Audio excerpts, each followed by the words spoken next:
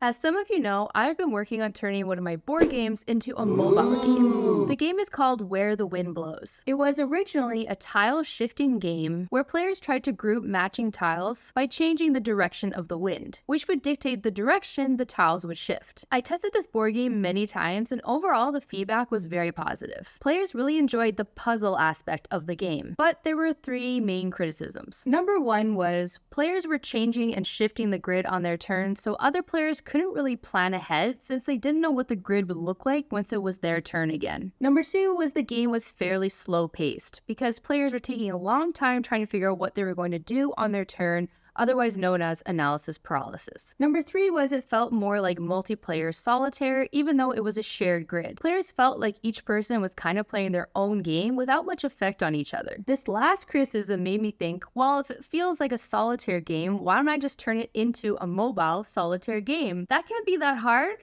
right? So I created an outline including mock-ups of what I wanted the digital game to look like and posted this to Upwork looking for a developer to help me build the digital game. Yeah.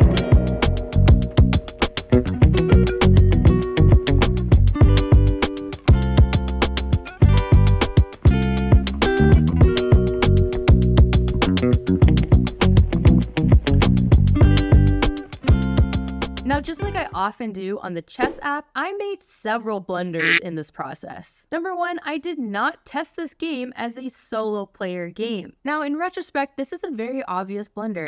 But I felt like since I had tested the game so thoroughly, the mobile game would just be like one player taking their turn over and over and over again, rather than waiting for other players to take their turn. But there were several issues with this. I won't go into the details of this, but essentially I realized that the solo game was broken and I needed to fix it. And this was after I had paid the developer to create a digital version of the game. But the most major blunder that I made is that I continued to invest money and time because I had already invested so much money and time, not because the game was good or getting great feedback from playtesters. And this last point is what I want to focus on in this video. The idea of killing your darlings, meaning not being afraid to end a project even if you are emotionally or financially invested in it. I love Where the Wind Blows. I first started working on it in the summer of 2019, so it's been almost 4 years that I've been working on this game. And just a few months ago, I said that turning Where the Wind Blows into a mobile game was the project I was most looking forward to in 2023. All right, the first question is, what upcoming project are you most looking forward to?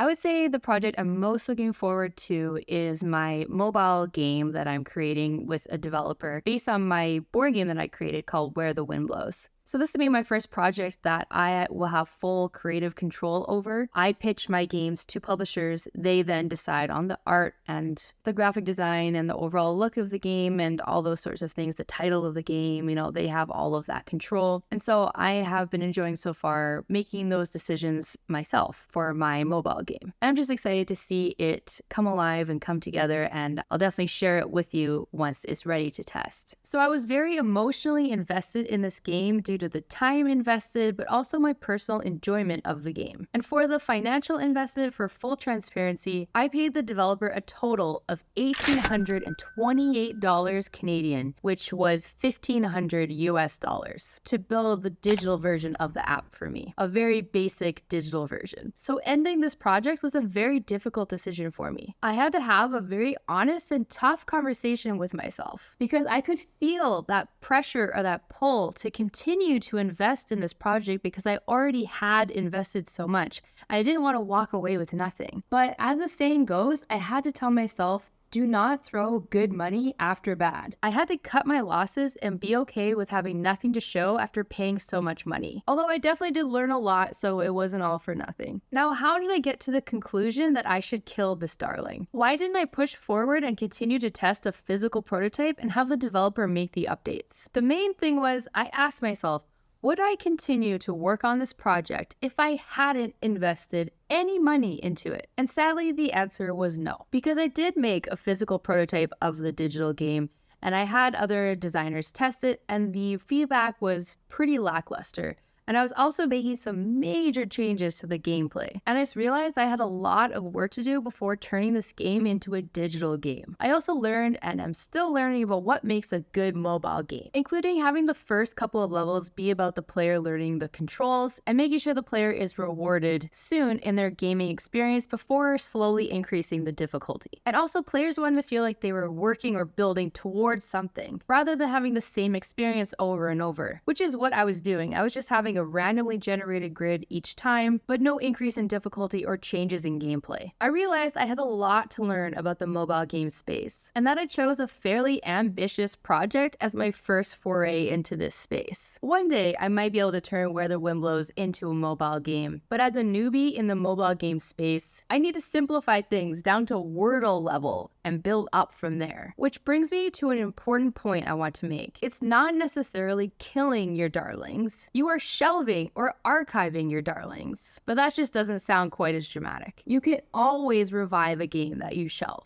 But the important thing is to be comfortable shelving a game that isn't working, even if you've invested a significant amount of time or money. Now, how can you know if you should walk away from a project or continue pushing forward with it? The most important factor is if playtesters aren't excited about it or aren't asking to play it again. And if you were to take away all of the money and the time and the energy that you've invested in this game and just look at it objectively like an unbiased outsider, does it have the potential to continue to work on? Watch my video, How to Tell Your Board Game Idea Sucks, to learn more about how to tell if your game has potential or not. And now, drilling down to the micro level, let's talk more about killing core mechanics or elements of your game rather than killing the entire game itself. Don't be afraid to cut out things that aren't working, even if they were a core idea at the start of the process. Testing and updating a game is like writing a research paper. You start out with a hypothesis, but then you must follow the evidence, meaning playtester feedback and your own observations, even if it means potentially changing your original hypothesis, meaning the core game idea you may have had at the start. Which brings me to possibly the most important concept of this entire video. Do not hold on to a game or elements of a game if playtesters don't like it or aren't excited about it, just because you like it or you are excited about it.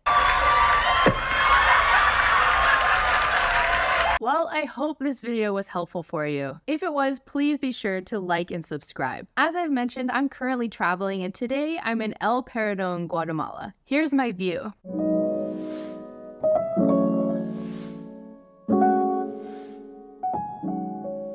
I'm working hard to continue to make videos for you even while I'm traveling, so I really appreciate every like, view, and comment. Be sure to follow me on social media at Pamela's Game Design, and I'll see you in the next video.